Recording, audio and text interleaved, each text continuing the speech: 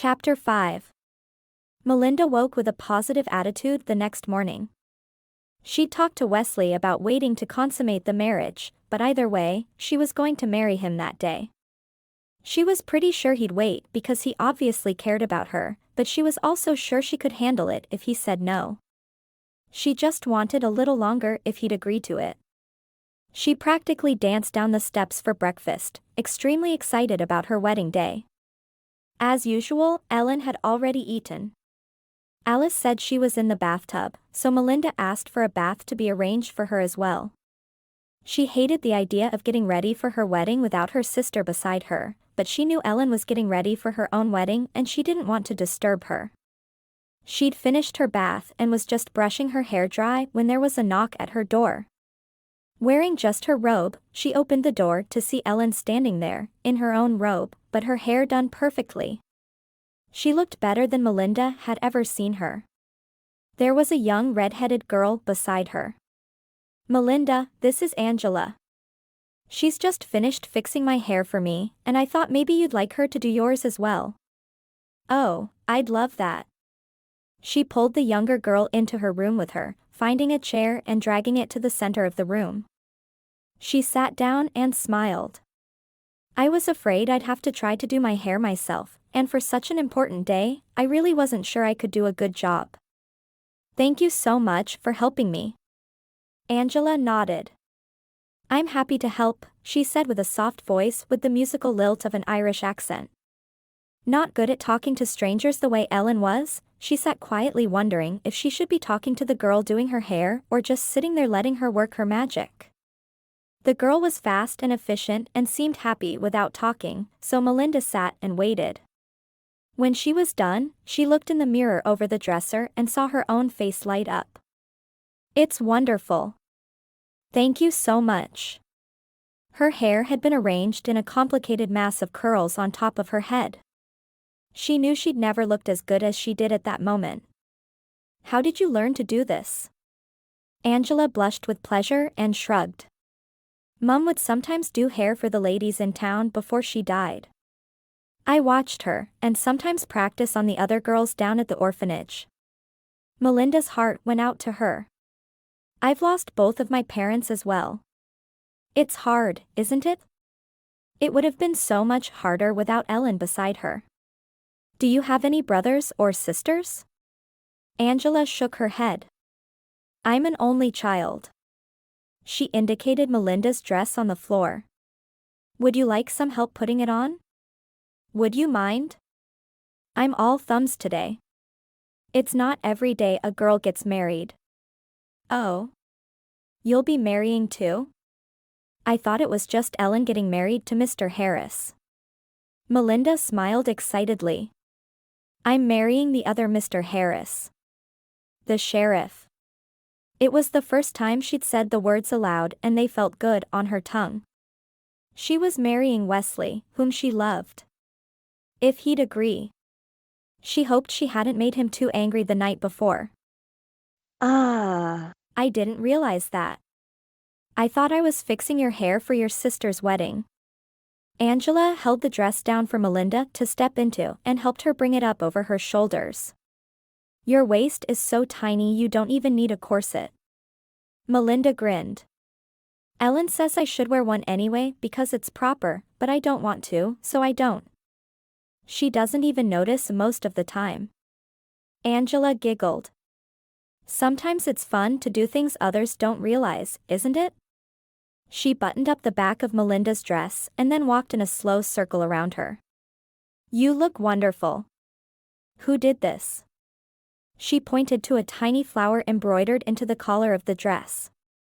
Malinda looked down to see what she was talking about. "I did." "You're very talented. You could make a good living with sewing skills in a mining town like this." Malinda looked at the younger girl in surprise. "I could?" She'd never thought of doing anything to help out with the income Wesley made, but she could easily do that. The more money they brought in, the easier life would be. She wondered if it would bother Wesley if she did something like that. "Yes, there are so many miners here who have to send away for shirts that don't fit correctly." A woman who could take some fabric and turn it into a shirt that fits well is needed around here. Angela put her things back into the bag she brought with her.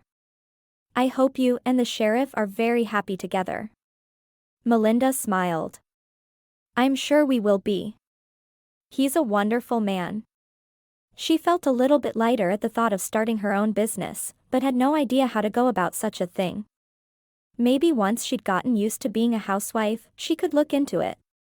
Angela left with a slight wave, and Malinda went to the mirror to see the final effect of the hairstyle with her wedding dress. She couldn't help but smile. Wesley was going to be pleased, she was sure. When she got downstairs, she saw Ellen and Patrick talking softly. Her sister looked so beautiful. Malinda couldn't help but be thrilled Ellen was marrying the man she loved. She walked straight to Wesley and kissed his cheek. They went out to the buggy and he helped her into the back as he had the first day they'd met. She sat with him while Patrick drove to the chapel. Normally they'd have walked, but it was too far in their wedding shoes. I do want to marry you today, Wesley. She spoke softly, so the couple in the front wouldn't be able to hear her. He turned to her, his eyes searching hers. Are you sure? She nodded, and he hugged her close. I'm so glad. I'll be a good husband to you. I know you will. She paused for a moment, biting her bottom lip. I do have something I want to ask you, though. How to say it? He raised an eyebrow. What's that? Well, the main reason I've been waiting is I'm a little afraid of what will happen tonight. She blushed as she said the words, but determinedly plowed on, certain if she didn't say it now she'd never find the courage. Would you be willing to hold off on the wedding night for a week or two until we get to know one another better? You're serious? She nodded. Please? Wesley felt anger fill him. He'd spent every waking moment dreaming of making love to the woman beside him since the moment he met her, and she was saying she didn't want to share his bed? But she still wanted to marry him? Yes, we'll wait. If you don't want me touching you, we'll wait forever. He stared out the side of the carriage and refused to say another word. Wesley, you're taking it wrong. I do like it when you touch me. I love it when you touch me. I'm just afraid of what the wedding night will be like. Please don't be angry. Malinda was panicked that she'd made him so angry he wouldn't be able to forgive her, and she didn't want that. She just wanted a week or two. Was that so bad? He helped her down from the buggy and looked at Patrick, his eyes flat and angry. We'll be getting married today, too. Malinda looked at Ellen, who smiled at her happily. Malinda wanted to cry. She was marrying the man she loved, but she'd angered him so much, he couldn't even look at her. The wedding passed in a blur. She and Ellen walked down the aisle together holding each other's arms, but when she got to the front and stood beside Wesley, his stiff posture beside her had her shaking with fear. How could she have messed up so badly and made him that angry? Just 24 hours ago, she'd been sure he'd do anything for her, and now he was so angry he wouldn't look at her. What had she done? When the preacher told Wesley and Patrick to kiss their brides, Wesley planted a brief, stiff kiss on her lips. There was no tenderness at all. She wanted to go back in time by an hour and take back the words she'd said to him, but it was too late. Why hadn't she listened to Ellen? Why was Ellen always right about everything? After the wedding, they went back to Patrick's house for a wedding lunch. Malinda was overwhelmed by the sheer number of people who had gone to the wedding and the lunch afterward. She sat beside Wesley looking down the enormous table and searching for faces she knew. Ellen and Patrick were the only people she recognized. She understood Wesley and Patrick had friends in this town they'd lived in for years, but it felt strange to have so many people she didn't know at her wedding. She needed to talk to Wesley alone, but she didn't know how to do that when the house was so full of people. Of course, she'd be going home with him in a few hours, but was that soon enough? She felt like she needed to clear the air immediately. She didn't want him to stay angry with her. She spent the whole time sitting quietly trying to think up ways she could get him to leave with her so they could talk instead of participating in the conversation around them. Malinda could tell Wesley was well liked, and she wished she had just agreed to marry him and left it at that. She needed to tell him she was willing to just consummate now. She'd get over her fears.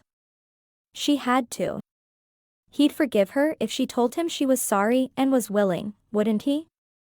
Finally the long lunch was over, and she expected everyone to leave, and then she'd talk to him. But no one really left. They all stood around talking. As the crowd thinned, Alice pulled her into the kitchen and gave her a big basket with a cloth over the top.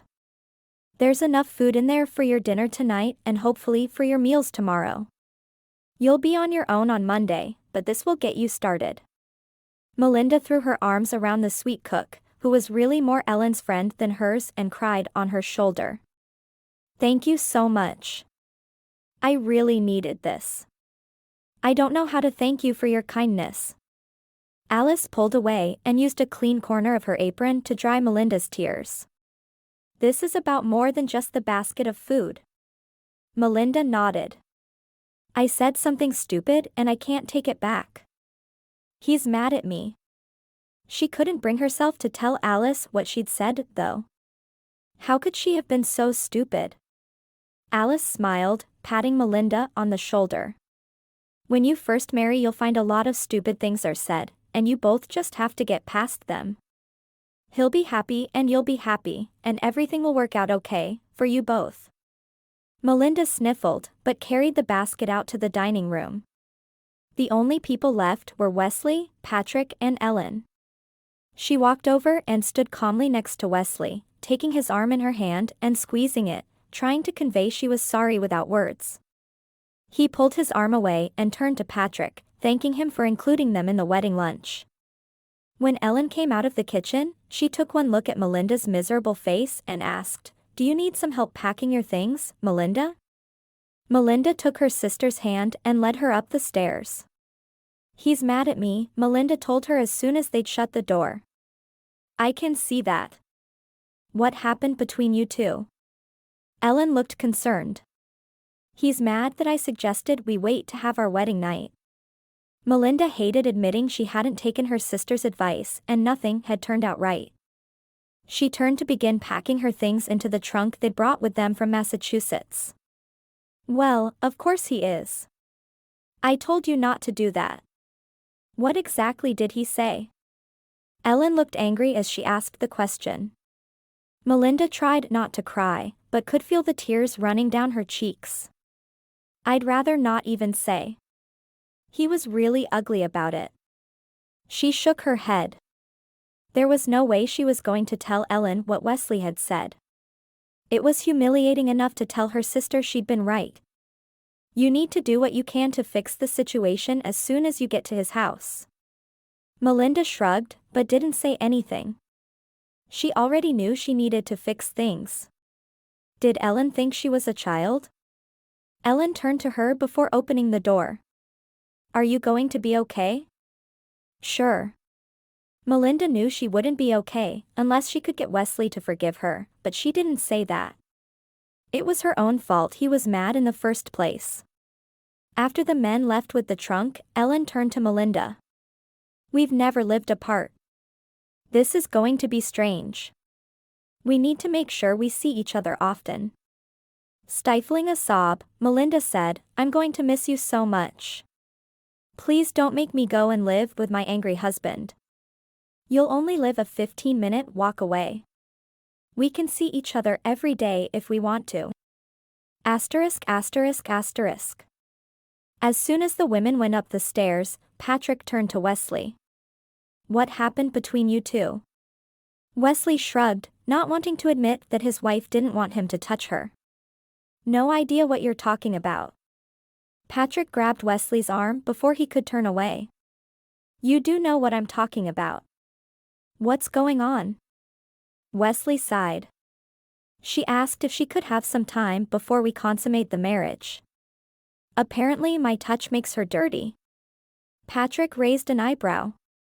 "Did she say your touch makes her dirty?" Wesley shook his head. No, she said she wanted time to get to know me better first. We have only known them for a few days. Does that mean you're going upstairs and not consummating your marriage? Wesley asked with fire in his eyes. Well, no, but I can understand where she's coming from. Well, I can't. Why would she even agree to marry me if she didn't want me touching her? Patrick shook his head. She's been asking for more time all along. She's afraid for some reason.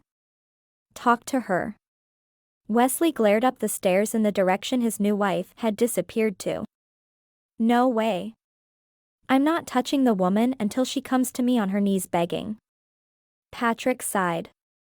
You're both too headstrong. Don't say anything you'll regret, little brother. Ellen called for them to come get the trunk and carry it down the stairs before Wesley could respond. Once they were finished, Malinda followed Wesley out to the buggy and he helped her up. Before, his hand would have lingered on her arm, but instead he snatched his hand away as soon as she was seated as if touching her was abhorrent to him. I'll return the horse and buggy tomorrow. It was obvious to Malinda that he was staring straight ahead and refusing to look at his brother because it would mean he would also be looking at Malinda. As they drove down the street, Malinda immediately tried to make things right. I'm sorry for what I said earlier. If you want, we can consummate the marriage tonight. So, since it made me angry that you didn't want me touching you, you're willing to sacrifice yourself? I don't think so. The mattress in the spare room is lumpy, but it's yours for the foreseeable future. He stopped in front of a small wooden house not far from Patrick's house. Walking around, he helped her down and picked up the trunk, putting it on his shoulder. Excuse me. She hurried in front of him and opened the front door so he could carry the trunk in. He took it to a small room at the back of the house. She ran back out to the buggy and got the basket of food Alice had packed and put it in the kitchen. She was thankful the woman had thought of it, because she had no idea what to fix to eat otherwise. While Wesley put the horses and buggy away, she changed into a work dress and put on an apron that covered the entire front of her dress. She set out the food Alice had sent with them, since it was already dinner time.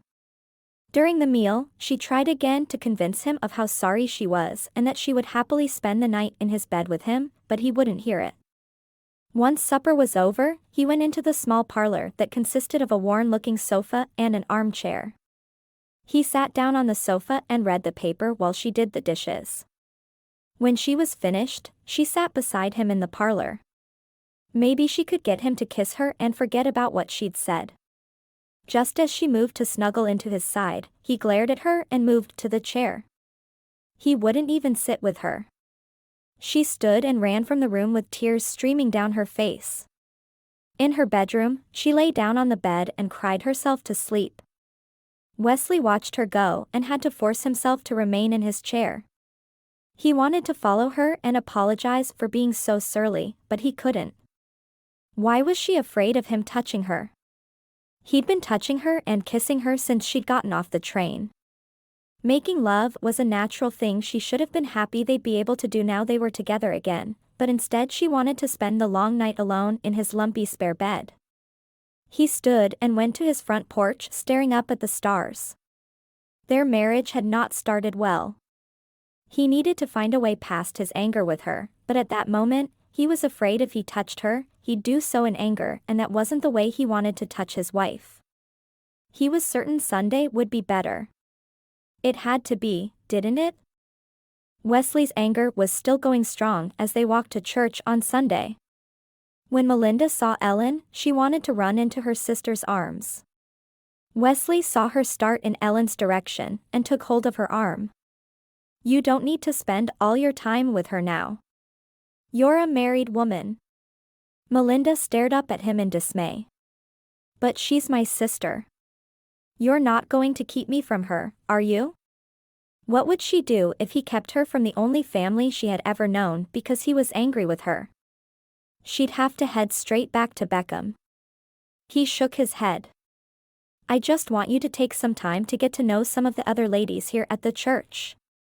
There are some that are more of our social standing. Social standing? I'm not going to be allowed to spend all my time with my sister because she's of a different social standing? He couldn't mean that, could he? You will make other friends. You can still see her all you want, but you'll at least try to make friends with other women at church today. He wasn't sure why he was insisting she make other friends, but he really thought it would be good for her. She seemed to want to spend all her time with her sister, and that wasn't healthy. She needed other friends as well. Patrick and Ellen would be going to the restaurant and doing a lot of things that he and Malinda wouldn't be able to afford to do. Malinda was going to have to get used to being a sheriff's wife and having the limited salary that came with being his wife. She couldn't do that if she spent all of her time with her sister and his brother. They didn't have any budgetary limits. He watched as Malinda stood quietly beside him, not approaching other women. Did she think she was too good for the women in their church? One of the older women walked over and held out her hand to introduce herself. I'm Mary Pickering. Malinda smiled and shook the woman's hand. I'm Malinda. Harris. She stumbled over the last name, realizing it was the first time she'd used it in conjunction with her own name. She smiled at Wesley, and he put his hand in the small of her back. Why did she seem to need courage to talk to others? I'm part of the women's ministry here, and we try to make all the new women feel welcome. She paused as she smiled at Malinda. Would you care to come to my house for tea one day this week? I could introduce you to the other women. Malinda bit back the automatic snow that threatened her lips.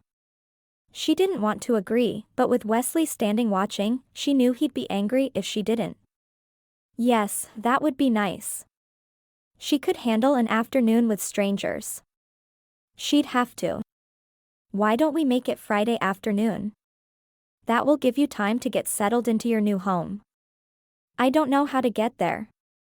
She knew she was grasping at straws, and she wouldn't be able to get out of going, but she had to try. Mary laughed. The sheriff can draw you a map, I'm sure. Why don't you come around one? That gives all the ladies time to get home afterward and get supper cooked. I'll be there, Malinda promised, regretting it immediately.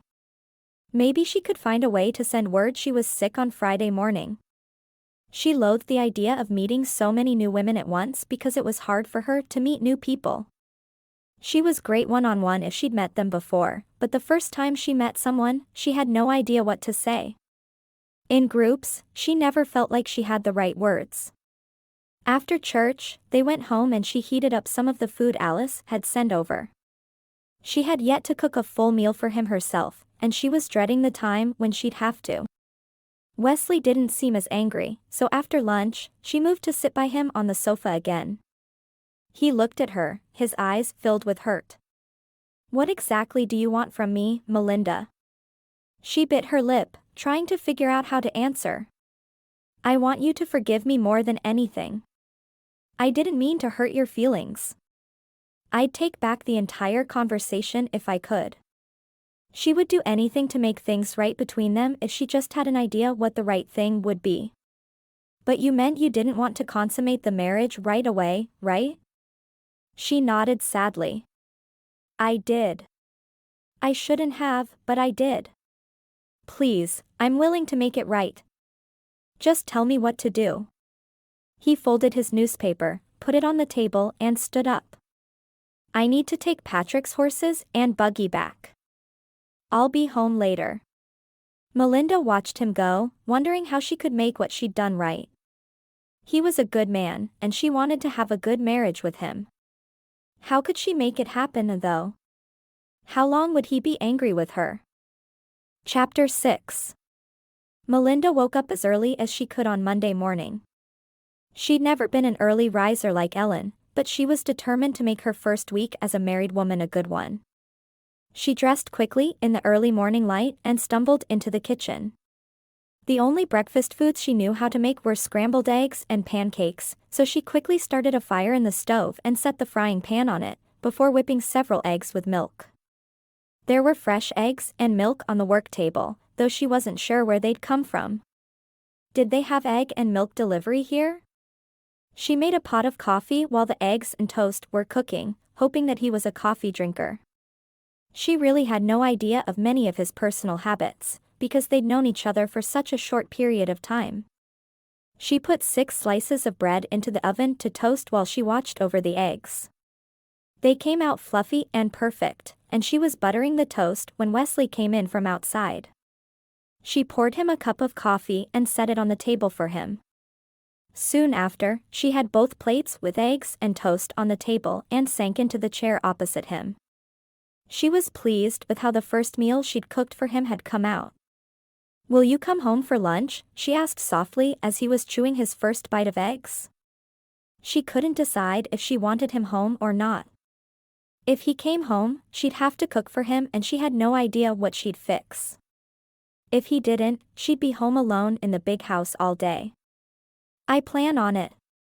I'll go to the mercantile and get you a chicken to fry before I go to work this morning. Fried chicken is one of my favorite foods. I can get it myself if you need me to." She was willing to do anything to make his life easier and make him happy with her. He shook his head. "I have time, and I don't think you've been to the mercantile yet. It would be good if you could go out and explore town a little in the afternoons so you learn where everything is quickly. It's a small town, so it should be easy to do." "I'll do that." Whether she wanted to or not, if it would make him happy, she would do it. He finished his breakfast and pushed away from the table. Breakfast was good. He didn't say another word as he put his hat on his head and left the house. Within 20 minutes he was back with a whole chicken. "Lunch," was all he said before he put it on the work table and left for work for the day. He hadn't told her what time to have it ready, so she guessed noon would work. Now, how to cook a chicken? She'd helped Ellen do it more times than she could count, but never having done it herself, she wasn't sure exactly what spices to use or even how to cut up the chicken. She stared down at it for a minute. What would he think if he came home to a raw chicken still lying on the work counter while she was off reading a book? She was suddenly inspired. Maybe there were cookbooks somewhere. She looked through every corner of the kitchen and rushed down the hall to the bedrooms. There were no books at all, let alone any cookbooks. Well, now what could she do? She stood for a moment staring at the chicken again, wishing she'd paid more attention when Ellen was cooking. There was a knock at the front door, so Malinda hurried to open it. "Please let it be someone who can cook fried chicken." When she saw Ellen standing on her doorstep, she grabbed her arm and pulled her inside. "I'm so glad you're here." She threw her arms around her older sister. "He wants me to make fried chicken for lunch, and I have no clue how to fry a chicken. You always did it at home." She looked at Ellen expectantly. "It's good to be needed for something." Ellen wrinkled her nose as she looked around the kitchen. It was just then that Malinda realized she hadn't done the breakfast dishes yet. For that matter, there were still a few dishes from the previous evening she'd put in the sink but never washed. "We need to start by getting the kitchen cleaned. I'll wash and you dry." "So how are things going?" "He hates me. I told him I was sorry I asked for time before we consummated the marriage, and he said if he was that repulsive to me, then he didn't want to touch me." She wrinkled her nose in distaste at the food stuck to the plates from dinner the night before. She really should have done them before going to bed. "Well, let's make him the best lunch he's ever eaten, and you can beg his forgiveness."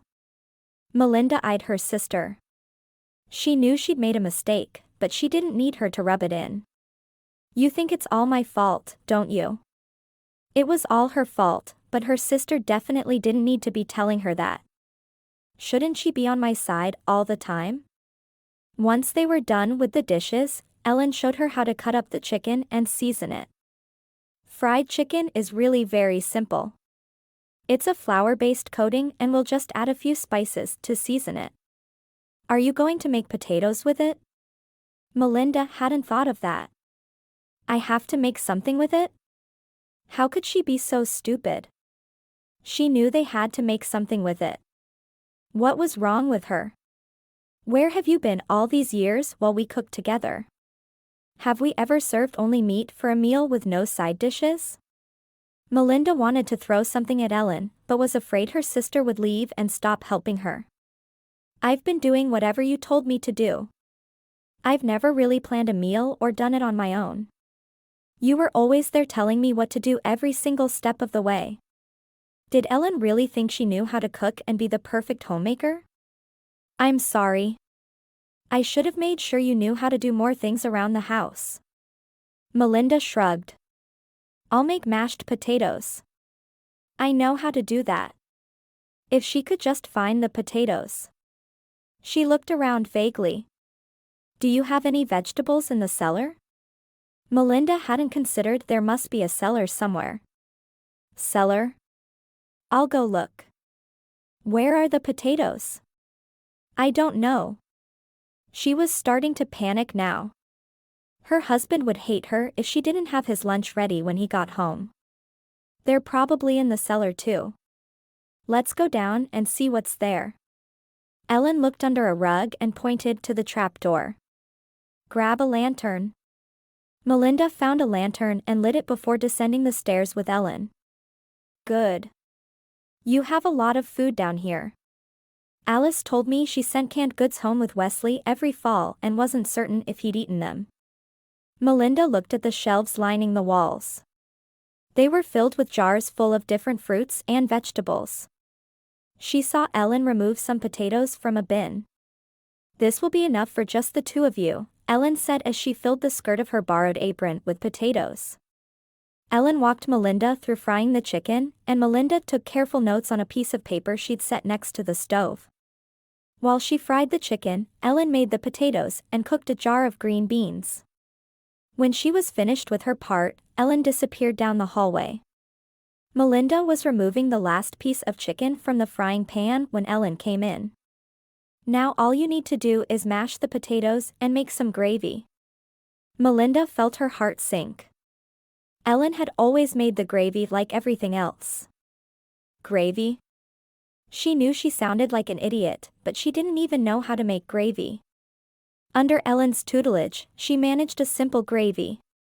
Now you have a feast. Ellen poured the prepared gravy into a bowl. I'm going to go home now. You make things right with your husband. Make sure he knows that you care about him. It's important. Will you come back after lunch? Malinda was nervous about having to cook dinner. Say around 2. I might need more help. Her eyes pled with Ellen to take pity on her and help her after lunch. Ellen nodded. I'd be happy to, but only to show you how to do things. Neither of our husbands will be happy if I come over here every day to cook and clean when you're supposed to be doing it. While she waited for Wesley to come home, Malinda wandered through the house and looked at the work Ellen had done. Both of the beds were made neatly and the cushions on the sofa had been fluffed. Malinda got an old rag and dusted the furniture in the parlor before sweeping the wood floors throughout the house. Wesley came in at 12:30 and went straight to the kitchen to eat. Malinda hurried in to pull the food out of the oven where it had been warming and set it on the table. How was your morning? She asked, hoping to start a conversation. Pretty quiet. Not much happening in town, but it's a good thing when the sheriff doesn't have a lot to do. Malinda smiled. Just don't get shot, and I'll stay happy. Chicken's good, he told her. I thought you said you couldn't cook? I'm learning as fast as I can. She wondered if she should admit to the help she'd received, but decided not to lie to him. Ellen helped. He smiled and nodded. Thank you. He left immediately after lunch without telling her what to make for supper. She quickly washed the dishes, missing Ellen. Washing dishes was a task they had done together from the time Malinda was small. Even before their mother had died, the task of drying the dishes had been hers, and she'd always enjoyed working alongside Ellen to do it. When Ellen got back, she showed Malinda how to make a simple stew out of salt pork, potatoes, and carrots. Just bake some bread and a dessert to go with it, and you're set for the night. Ellen eyed Malinda. Are you going to make it right? Malinda shrugged. As soon as I figure out how. Talking to him doesn't work. I tried sitting beside him on the couch, but he got up and moved. I don't know how to get his attention. She could probably take all her clothes off and dance naked in front of him, but somehow she couldn't see herself doing that. Ellen thought about it for a minute. Well, you need to think of something. It won't be any fun to be married to brothers if you two are fighting all the time. Malinda sighed, looking down at the floor. I know. I'll do my best. She hated fighting with her husband. Why couldn't she be the good wife Ellen was? Ellen kissed her sister's cheek on her way out the door. That's all anyone asks. I'll be back after breakfast tomorrow. Malinda spent the rest of the afternoon in the kitchen baking bread and making a cherry pie from the fruit on the shelves in the cellar. When Wesley got home, he took a deep sniff of the air. Something smells good. I like to call that something supper. Malinda walked to Wesley and kissed his cheek. I missed you today. She hadn't meant to say that to him, but the words just spilled out. He gave her a surprised look before sitting down. Malinda served the stew and fresh bread and butter. The pie was sitting on the work table, cooling. After they'd eaten dessert, she pushed him toward the parlor. I'll get the dishes done and then I'll join you. All day she'd done her best to think of a plan to get his undivided attention, and she thought she finally had one. Once the dishes were done, she walked into the parlor and saw that he'd chosen the armchair to sit in, probably because he didn't want her beside him again. She took the paper from him and sat in his lap before he had time to protest. After pressing quick kisses over his face, she pressed her mouth to his, kissing him passionately as he'd taught her. Her hands were on his shoulders, rubbing them through his shirt. He kissed her back, but continued to eye her warily as if trying to figure out what she was up to. Her fingers went to the buttons of his shirt, and slowly slipped them through the holes one by one. She didn't want to have to invite herself into his bed, and this was the best way she could think of to show him she was interested in making their marriage a real one. Once his shirt was unbuttoned, she spread it wide, her hands sinking into the hair she found there. I like touching you, she whispered, meaning it with all her heart. She'd never disliked touching him, no matter how fearful she was of what would come after. Do you like it when I touch you? He asked. Malinda nodded, her eyes never leaving his. Does this mean you want to be my wife? She nodded, blushing. I do. I'm very sorry I ever said otherwise. Her hands were trembling as he set her on her feet and led her from the room. Her hand was in his as he pulled her down the hallway and into the first bedroom, which was on the left. He closed the door behind them and his fingers automatically went to the front of her dress, unbuttoning the buttons he found there. Within moments, she was standing in front of him in just her petticoats. His fingers found her nipple through the linen fabric and teased it to a point. You have a beautiful body, he whispered. So do you. Her fingers again tangled in his chest hair. He shrugged out of his shirt and dropped it to the floor, and then lowered the straps of her petticoat from her shoulders. Once she was naked, he lifted her and laid her on the side of the bed, coming down beside her. She could see he still had his slacks on and her nervousness faded away. He immediately began raining kisses across her face and chest, kissing her everywhere. When his mouth dipped and he pulled her nipple between his lips, she arched her back and cried out. How could she have been so afraid of something that felt so good? His mouth traveled up over her chest and back to her mouth, while one hand kept her damp nipple aroused. His other hand caught his weight as he lay on his side beside her. His tongue thrust into her mouth to mate with hers, his hand stroking down her side and into the small mound of curls shielding her sex. Wesley stroked his hand down between her legs and traced her inner thighs before traveling up to her core. One finger went to her nub, while another slowly slid inside her. She cried out against his mouth, suddenly afraid what they were doing was wrong. Was it okay for him to do that? She pushed against his shoulders. Wait. His breathing was heavy when he lifted his head, staring into her eyes. He deliberately moved his finger in and out as he watched the passion flare in her eyes. What's wrong? You don't like it?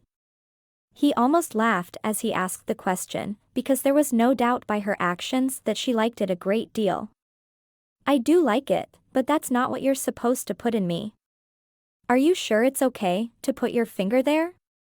She blushed as she asked the question, hoping he would tell her what he was doing was perfectly acceptable because she didn't want him to stop. He smiled and his face lit up with amusement at her question. If you like it and I like it, then it's fine, because we're married. Are you sure? She loved how he was making her feel as his fingers slowly moved in and out of her body, but she didn't want to do anything that would be wrong in any way. I'm positive. Just enjoy it, baby. His lips drifted back down to hers, his tongue once again entering her mouth, while his fingers sped up the rhythm, plunging in and out of her quickly. Her fingers dug into his bare shoulders as she held on while she waited for whatever was building inside her to happen. She didn't know what she was waiting for. Harriett hadn't explained that part, but she knew it was something good. Something she wanted. Finally she burst, crying out her pleasure at the sensations washing through her body. How could something that felt this good be the thing she'd been so afraid of? He stood beside the bed and unfastened his belt. She couldn't see him in the dark, but she could tell what he was doing by the rustling sounds. She heard his pants drop to the floor, and then the bed dipped from the other side as he climbed in beside her. His hands stroked over her body and his mouth went again to her nipple, the other one this time, stroking it with his tongue. I want you, he whispered against her breast. After a moment, he lifted his head and stared into her eyes in the now dark room. I want to make you my wife. She nodded, the fear rushing at her again. This time it wouldn't be his finger inside her. Would she be able to take the pain? I want you to, but I'm scared. I'll be as careful as I can be, he whispered before he rolled atop her and his legs went between hers. His hand reached down to guide his member between her legs and to her entrance. He pushed against her and she held onto his shoulders, clutching them hard, afraid of what was about to happen. She closed her eyes, bracing herself for the pain. He moved into her slowly, being certain to take his time and not hurt her. He groaned as he felt her body clench tightly around him. I'm sorry, he whispered as he thrust past her maidenhead and pressed his lips to hers. She let out a gasp of pain against his lips and then lay still, moving slightly beneath him as she got used to the feeling of fullness inside her. She'd had no idea she hadn't felt complete before that moment, but having him inside her made her feel like a part of her had been missing her entire life. Yes, there had been a slight pain, but it was gone almost immediately. It wasn't nearly as bad as she'd expected it to be. He started to slowly move in and out, and she raised her hips to meet him, wanting him inside her. Her arms wrapped around him just as her legs wrapped around his hips. It feels so good, she mumbled. Ellen should have told her it felt wonderful. Thank God, he whispered, speeding up the pace. It may not happen for you this first time, but if it doesn't, we'll try again. What may not happen? She was surprised at how breathless her voice sounded. She was winded, but not even certain why. His thrusts were fast and strong now, driving into her with a quick and steady rhythm.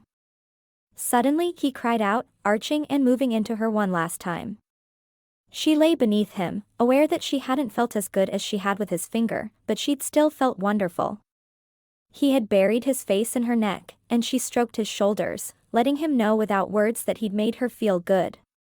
After what seemed like hours, he rolled off of her and pulled her to his side, her head pillowed on his shoulder. Thank you. He brushed a sweet kiss across her forehead. She looked at him in surprise. Why are you thanking me? Because you were still frightened, but you let me make love to you anyway. He kissed the top of her head, hugging her tightly to him. You could tell?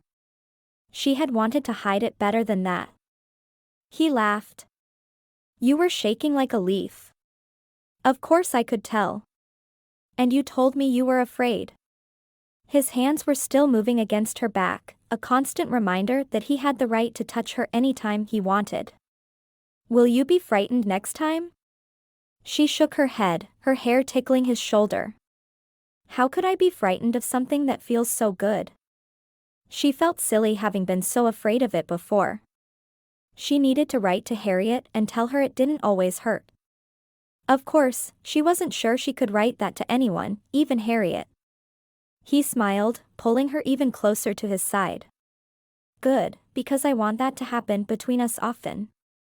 She sighed contentedly. So do I. She yawned and snuggled happily into his side.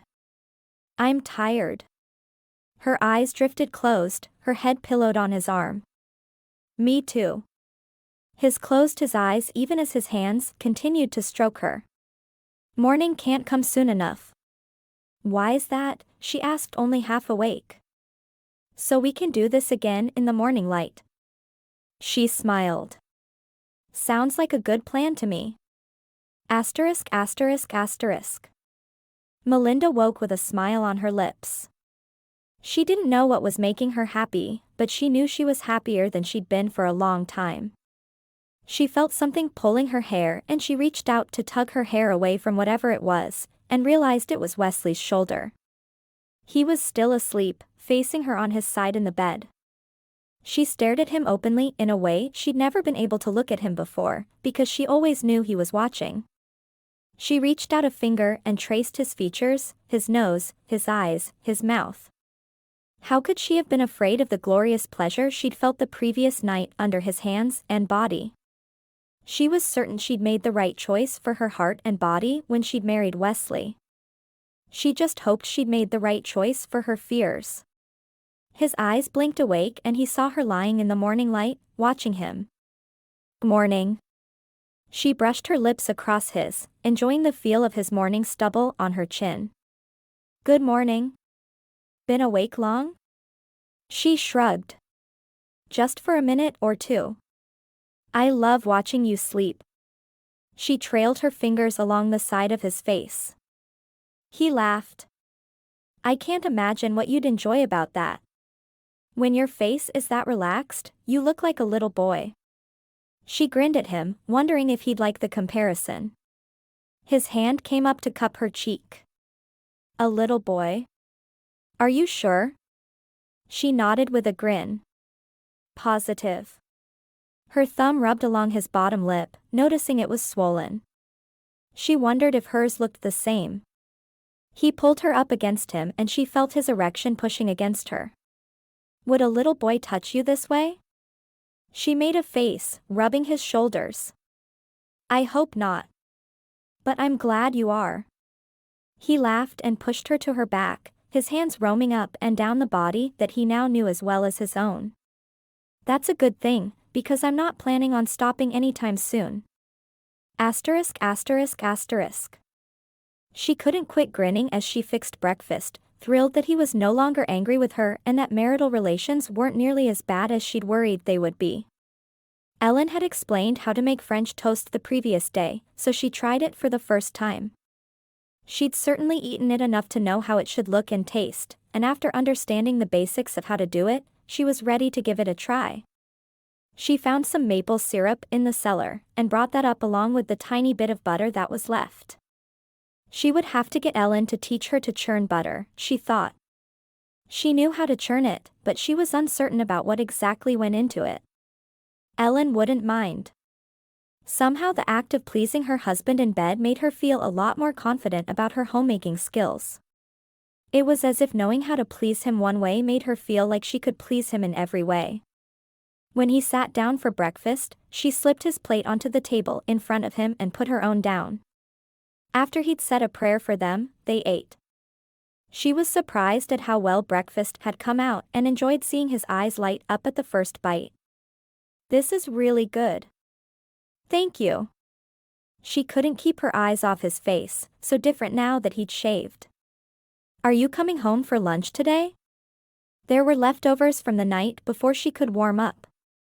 He smiled. I'll come home for lunch every day, if you'd like. I'd love that. I'll make sure I have something ready for you around noon.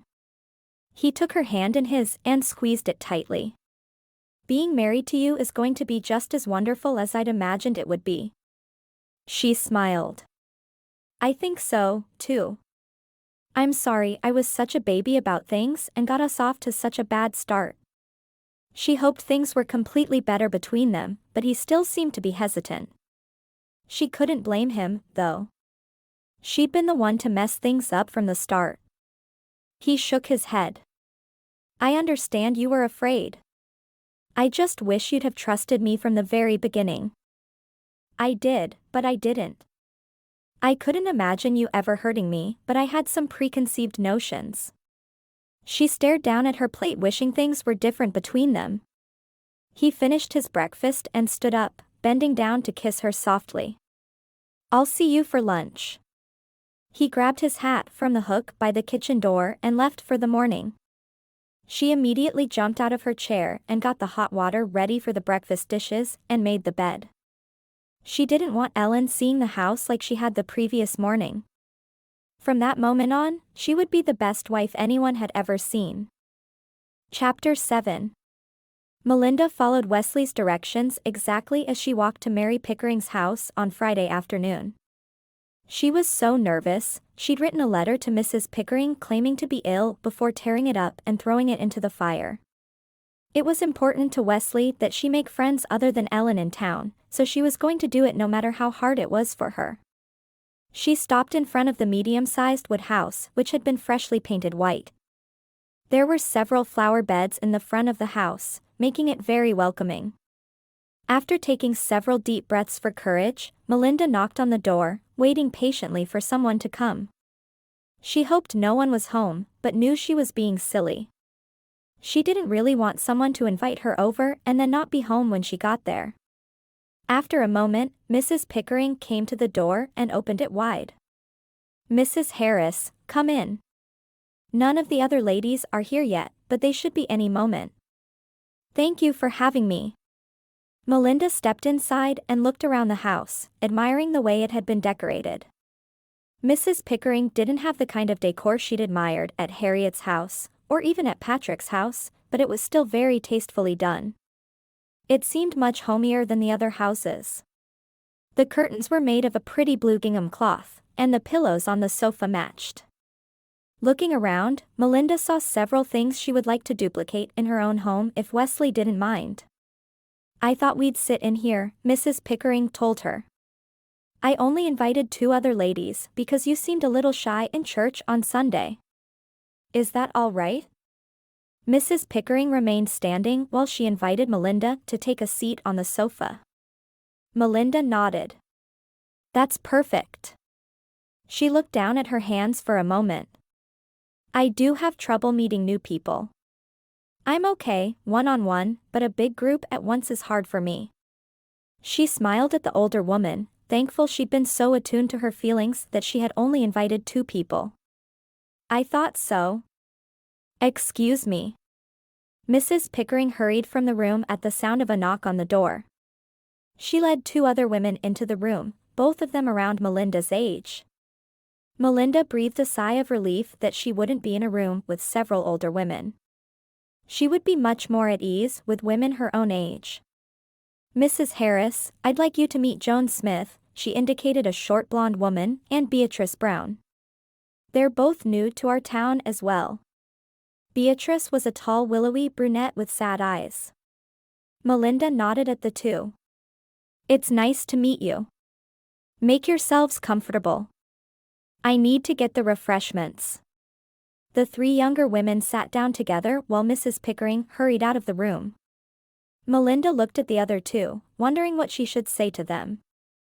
She felt drawn to Beatrice because her eyes were so sad, so she started with her. What brings you to Gamonville? My husband and I were on our way through here, heading to California with a wagon train, when I lost the baby I was carrying. We stayed on because there was a doctor here, and I needed care. The woman looked down at her hands, her eyes filled with tears. Malinda reached out and took the other woman's hand. I'm so sorry. How long ago was that? She couldn't imagine how hard it would be to lose a child, and her heart went out to Beatrice. Just a month. No wonder her eyes looked so sad. So will you be continuing on to California once you're recovered, or are you planning to stay here in Colorado? Malinda hoped she'd stay, because there was something about the other woman that made her feel as if she'd make a good friend. My husband is a blacksmith, and the town needed a blacksmith, so it looks like we're staying. Beatrice shrugged as if she didn't care whether they stayed or moved on to California. How do you feel about that? Malinda asked. Oh, fine. At least I know people here. California would be strange and new. I'm not good at meeting new people. Neither am I. Malinda exclaimed. She turned to Joan. What about you? How long have you been in town? She felt bad she'd left Joan out of the conversation, but she didn't feel as drawn to her as she did to Beatrice. I've been here close to a year. I came here with my parents because my father had some work to do for the railroad. I met my husband and just stayed. They moved on about 9 months ago. Do you like it here? Joan shrugged. It's fine. I was tired of traveling, and my husband is a sweetheart. Mrs. Pickering walked back into the room then, carrying a tray loaded with a teapot, cups, and several different kinds of cookies. Malinda jumped up to help her. I've got it, Mrs. Pickering told her as she lowered the tray onto the small table in front of the couch. Mrs. Pickering took the seat beside Malinda on the couch because the other two women were sitting in the armchairs. We're having a church bake sale in a month. I hope I can count on the three of you to bake up some treats to help raise money for our new church bell. Malinda nodded. I can help with that. What's needed? Maybe doing some baking would make her feel more a part of the new community. Mrs. Pickering poured out tea for the three younger ladies before jumping up to run from the room.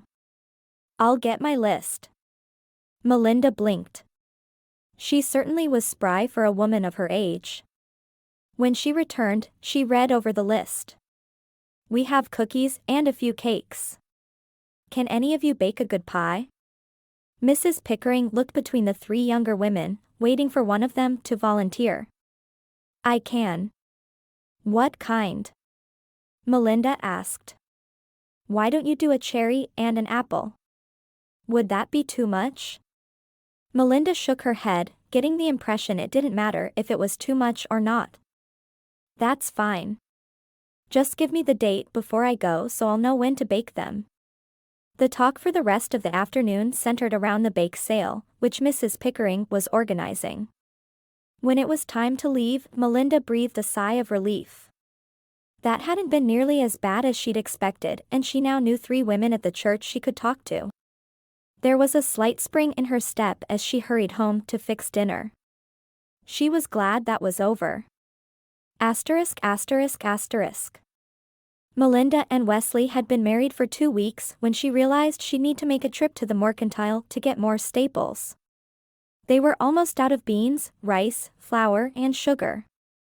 She'd never asked him for money for anything, so she was hesitant to go to him. Their marriage was better than it had been in the beginning, but he still seemed sad about something. She wondered if they'd ever get past the bad start their marriage had. On Sunday evening, she said, I need to go to the mercantile in the morning. We're almost out of food. She stood in front of where he sat on the couch, wringing her hands nervously. He glanced up. No problem. I got paid yesterday.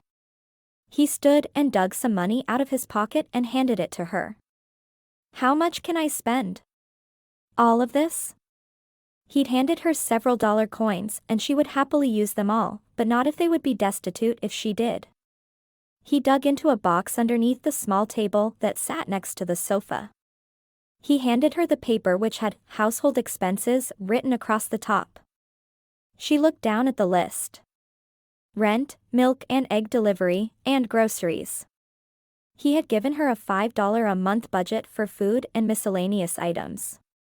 So if I need a new dress, the money needs to come out of this $5 a month, she asked, knowing there's no way she would be able to make that work for anything more than food, if she could stretch it that far. She briefly wondered how he'd feel if she took his rifle and went out and shot a deer to give them more meat. She sat down beside him on the sofa as she tried to figure out how she'd stretch the money she'd been given. He nodded. If you can fit it in that amount, then you can have it. Okay. Her mind was spinning as she snuggled into his side. How was she even going to be able to feed both of them on $5 a month, let alone be able to buy other things they needed, like kerosene for the lamps? He was asking her to be extremely frugal, which she didn't mind, but she'd hoped to be able to put some money away for a rainy day. The 5 $1 coins were clenched in her fist. She really needed to put them up where she wouldn't lose them, but she was too content sitting beside him. There'd be plenty of time to worry about finances tomorrow when he wasn't home and couldn't watch her do it. Before bed that evening, she tucked the coins away on the dresser wrapped in a clean handkerchief. She'd carry that to the mercantile with her the next morning. Maybe she should think about what Angela had said about sewing for the miners. She didn't want to make Wesley feel like he didn't make enough money though. She'd think of something. She removed her dress and climbed into bed beside Wesley. When winter came, she wouldn't be able to sleep without a nightgown, but for as long as she could, she'd make him happy this way. After they'd made love, she laid awake long into the night, trying to figure out how she was going to make the small household budget be enough, while still saving money for a rainy day. She wouldn't be able to be content in her marriage as long as she was panicking about money, and she wouldn't be able to stop panicking about money until she had some saved. Asterisk asterisk asterisk. After Malinda had finished doing the breakfast dishes, she left for the mercantile the following morning. Ellen still came over to see her frequently, but she was busy now that she'd started volunteering at the orphanage and didn't make it over every day. It was a short walk, and she enjoyed wandering slowly through the streets of the small town. She passed both the bank and the sheriff's office, looking over at them. She wondered if it would bother Wesley if she popped in during the day. She looked at the building where Wesley worked for a minute before wandering in. Wesley was sitting at the desk in the office, and there was a man lying on the cot in the single jail cell sleeping. Wesley looked up when she walked in. Well, hi there. Malinda smiled and walked over to him, giving him a quick kiss on the cheek. Hi. What brings you this way? Wesley's grin told her he was happy to see her. I was on my way to the mercantile, and when I saw the jail, I thought I'd stop in and see you for a minute. She looked around. I've never actually been in a jail before. Wesley laughed. That's a good thing. He looked around him. Not much to see really. There's the jail. He pointed to the cell. This is my desk. He shrugged. You've had the entire tour now. She laughed. So do you have to stay here as long as there's someone in jail? He shook his head. I have a part-time deputy who comes in at night and on the weekends when someone is in jail. He pointed to the sleeping man. He's just sleeping off a drunk. I'll let him out before coming home for dinner tonight. Malinda studied the sleeping man. Do you have drunks in here often? Usually just on the weekends. He was wandering through town drunk this morning, so I brought him in. Wesley shrugged. He was yelling something about a big find. Probably struck gold and got drunk to celebrate. Malinda nodded. Even with Wesley there, she felt uncomfortable in the jail. I need to run to the mercantile.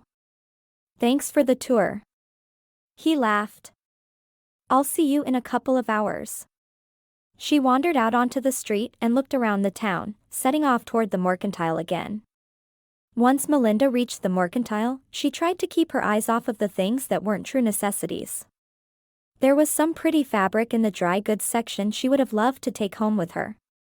Wesley loved pretty things on her, and she wanted to make a dress out of it so badly so she could watch his face light up when she wore it. She shook her head. No. She had to concentrate on the things they truly needed, not on things she just wanted. I need 3 pounds of beans, a pound of flour, a pound of sugar and a pound of rice, please. She forced herself to look at the clerk at the mercantile, wishing she wasn't so shy. While he was filling her order, Malinda felt herself drawn as if by a magnet to the table with the fabric laid out. She ran her finger along the lavender fabric with the tiny little flowers. She could see just how she'd make the dress up, and it would be beautiful. She wanted the fabric so badly she could taste it. While she was looking, another lady came to stand at the table. "It's a beautiful fabric. I've been in here every day this week looking at it," said a sweet voice beside her. Malinda's eyes raised and she saw a young woman standing beside her. "It's beautiful." She studied the woman beside her, noting her dress. It was very fashionable, but the colors didn't suit her. The lavender on the table would suit her perfectly. The woman sighed. "I'm Elizabeth Chandler." "Malinda Harris." Malinda offered her hand. "Oh. You're Ellen's sister, aren't you?" "My husband is the vice president of Patrick's Bank." Malinda looked at her in surprise. If her husband was the vice president of the bank, then she could certainly afford the fabric. "So why haven't you purchased the fabric?" Malinda truly didn't understand why people with money didn't just buy everything they wanted. She knew if she had the kind of money to do it, she would buy up all the fabric in the store. Well, except the banana yellow color. That was hideous. "Unfortunately, I'm not much of a seamstress. I have to buy my clothes ready-made." She pointed across the store. "Those are what I have to choose from." Malinda looked at the ready-made dresses in surprise. They were all so ugly, she hadn't even noticed them. "Oh, those are dreadful." She clapped her hand over her mouth. She hadn't meant to say that. "I'm sorry." Elizabeth laughed. "No, they are dreadful. I'll never understand why Mr. Mills doesn't stock pretty dresses." She frowned, looking down at the pretty fabric. "What this town needs is someone who can sew." Malinda chewed on her lip for a moment before saying, "I can sew." She stepped back and made a slow circle. "I made this dress." By showing off her skills, she knew she was offering to sew for the woman. She had no idea how Wesley would feel about it, but she knew they needed the money, so she was willing to give being a businesswoman a try. Elizabeth's eyes grew wide as she took in Malinda's dress. "That's beautiful. I love the little embellishments around the collar." She looked Malinda up and down. "How much would you charge me to make a dress, just like the one you're wearing, in this fabric?" She lifted the pretty calico print out of the bin. Malinda had no answer. She walked across the store to look at the cost of the dresses there. They were each $5, so mentally calculating cost of fabric, Malinda walked back over to Elizabeth. "If you buy the fabric, I'll make it for $3. Would that work for you?" Elizabeth nodded enthusiastically. "That would be wonderful. I'll pay the same as I'd pay for one of the hideous dresses, but I'll get what I want." She picked up the fabric and walked to the front of the store with Malinda walking behind her. "How long do you think it will take you?"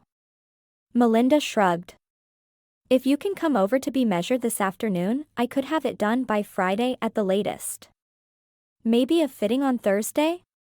She wasn't sure how Wesley would feel about it, but she loved the idea of making a whole $3 on her own. And if Elizabeth liked what she did, maybe she could get more jobs. Malinda took home her groceries and the fabric.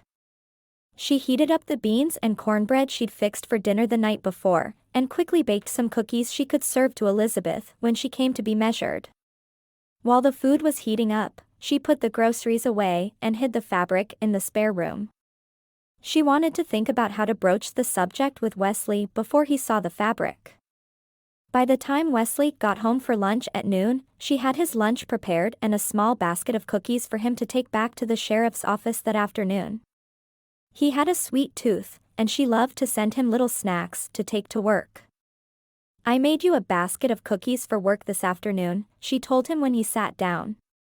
"Really? What did I do to deserve that?" His grin told her how appreciative he was of the sweets. She laughed. You let me go get more flour and sugar at the mercantile, so I had everything I needed to make them. She spooned up a bite of her beans and watched as he took a huge bite out of his cornbread that he'd smothered with maple syrup. He couldn't seem to eat anything without adding some kind of sweetener to it. Once he was finished eating, he thanked her sweetly for the basket of cookies and kissed her on the cheek on his way out the door. I'll see you in a few hours. Stay safe, she responded. She'd started worrying about how dangerous his job could be. Yes, now he was putting small boys in jail for stealing gumdrops, but there was a good chance it could get dangerous. She was afraid every minute he was gone during the day. Once he'd left, she rushed through the dishes and had them finished when she heard the knock on the door. She wiped her hands on her apron and hurried through the house to the front door. Opening it wide, she invited Elizabeth into the house and took her back to the spare room where she had her sewing things set up. You want me to use the dress I'm wearing to model it after, right? She asked as Elizabeth removed her dress so she could be measured in her petticoat and corset. Elizabeth nodded, her hands held out straight at the sides. Would it cost extra to have you put the little flowers on the collar like you did with yours? Malinda wished she could say yes to that because she'd love the extra money, but she knew she was already asking as much as she felt comfortable asking. No, I was already planning that. Do you want them to be lavender with green leaves to match the fabric? Oh yes, please. That sounds pretty. No problem. Malinda used the string she had set aside and then carried it over to the yardstick she had. It wasn't the most efficient way of doing things, but it would have to work. She simply didn't have the money for a measuring tape yet. She jotted down the numbers and consulted the paper pattern she had bought in Beckham before their train trip. That's all I need. And you want me to come back Thursday for a fitting? Elizabeth asked, getting back into her dress. Let's say around 3 in the afternoon? That should have me finished with everything but the hem and the embroidery. Malinda walked Elizabeth to the kitchen. Would you care for some cookies and tea? Elizabeth looked at the water already boiling on the stove. That would be nice if you don't mind. Malinda smiled. I'd enjoy that as well. Have a seat. She hurriedly fixed the tea and put the cookies on the table. Elizabeth reached out and took a bite of one of the sugar cookies Malinda had made that morning. These are wonderful. I'm not much of a cook, but I love to bake. Thankfully my husband has a sweet tooth and he'll eat anything I cook as long as I serve him something for dessert. Malinda sighed. I burned dinner a couple of nights ago, and he ate every bite because he knew he had dessert waiting for him. Elizabeth laughed. I'm so glad I don't have to try to cook. I grew up in a well-to-do family, and it was always assumed I'd marry a man who would have maids. Thank heavens I fell for a man who was able to afford a cook from the first day we were together. If he had to eat my cooking, just once, he would forget about what society thinks and divorce me. Malinda grinned. I certainly understand that. I never expected to marry a rich man, but I spent a lot of time when I was growing up with my father helping on the farm instead of in the house learning to do the things a wife does. My sister tried to teach me, but I was a dismal failure. She gestured to the kitchen around her. Now I'm trying to make up for lost time. I'm so glad it didn't work out for me that way. Elizabeth took another bite of cookie. I may have you bake some cookies for me to serve at a ladies' tea I'm having next week. There are several bankers' wives who meet up every month, and this time it's at my home. I'm expected to serve refreshments, and I usually have my cook do it for me, but her cookies don't compare to yours. Malinda thought about it for a moment, mentally calculating the amount of money that had gone into the ingredients for the cookies. I could make them for $1 a dozen. She knew she was charging a lot, but if Elizabeth really wanted her cookies, she'd readily agree. That sounds fair. I'll need about 3 dozen. Is that okay? Malinda's eyes widened in surprise. She was going to pay her the same amount for baking 3 dozen cookies as she would for sewing a dress? She felt like she was taking advantage. Well, if you're doing 3 dozen, it'll be $1.50. Most of that was just for my time. Oh, thank you. That sounds good. Elizabeth ate one more cookie and drained her cup. I need to get home. My little girl will be waking up any minute, and I spend the afternoons with her while the nanny has some time off. She stood and headed toward the door. Malinda walked her to the door smiling happily. She'd almost doubled the amount of money she could spend in a month.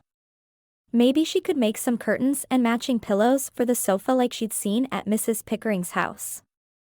She slipped some pork chops into the oven to bake and hurried into the spare room. She wanted the dress cut out and at least basted together before she had to finish fixing dinner. While she cut, she decided she was going to wait a while before telling Wesley about making extra money. She didn't want him to feel like she didn't think he was a good enough provider. She was a little ahead of schedule on the sewing when she realized she needed to get dinner finished. She hurriedly closed the door to the spare room and rushed to the kitchen.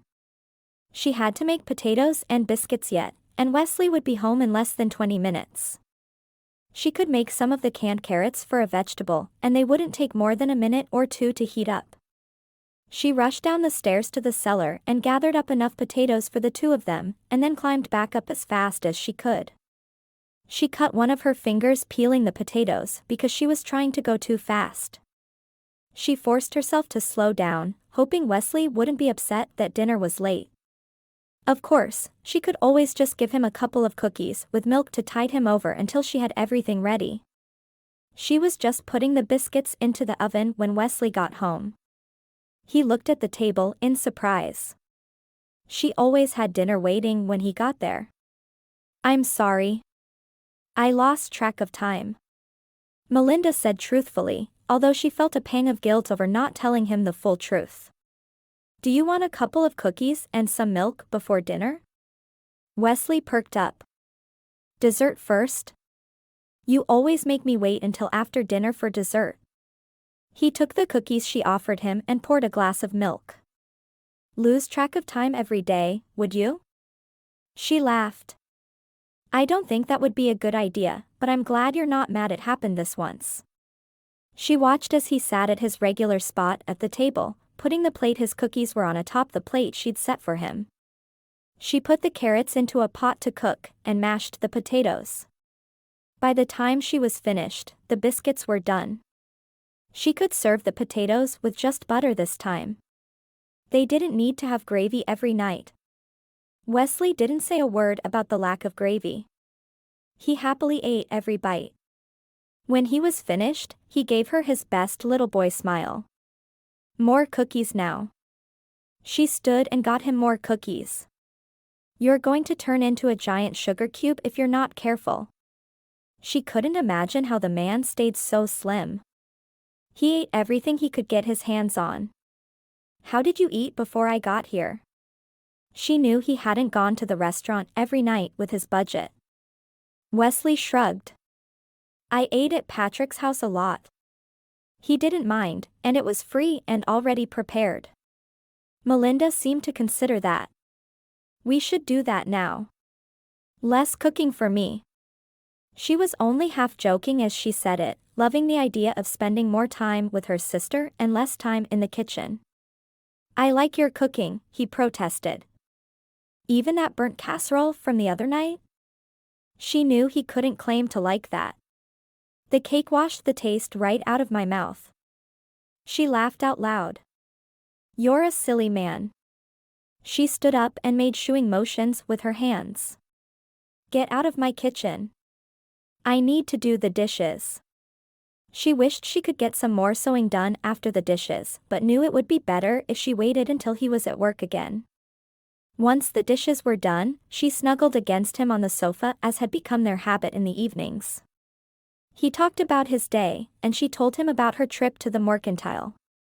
She felt a slight qualm about keeping her new ijaba from him while she lay in bed watching him sleep, but reasoned it would help them, spare his pride, and she could do it all without inconveniencing him. Where was the problem in that? When Elizabeth came for her fitting on Thursday, Malinda was thrilled to see that the dress fit perfectly. Now she only had to hem it and do the embroidery on the collar and the dress would be ready. She was thrilled. $3 was a lot of money to be able to tuck away for a rainy day, and she'd done it all in her spare time. As soon as Wesley left for work on Friday, she hurriedly finished the embroidery. Elizabeth had asked if she could pick up the dress at 11 in the morning, instead of waiting until 2 as they'd originally planned. Malinda didn't like her getting there so close to lunchtime for fear Elizabeth and Wesley would cross paths and he'd find out what she was doing, but she didn't have much choice. Elizabeth said she had plans for the afternoon and wanted to wear the dress, so she'd just have to make sure they didn't see each other. Lunch was just leftovers, so she put them in the oven with just a small fire, so they would heat up and stay hot without burning while she met with Elizabeth. She had everything planned out perfectly. At 11:30, Malinda started to worry. Elizabeth wasn't there yet, and she'd need to try on the dress. She finally arrived at 15 minutes before 12, and Malinda knew she was sunk. She knew she'd have to come clean with Wesley, and hoped he wouldn't be angry. "I'm so sorry I was late, but the baby was fussy. I think she's cutting teeth. I wanted to get her down for her nap myself." Elizabeth hurried in. "She only wants me when she's upset for any reason." "I understand. I just hope it's what you want." Malinda tried not to look panicked and calmly held the dress up for Elizabeth to see. "Oh, my. It's beautiful. I can't believe you did this in just a few days."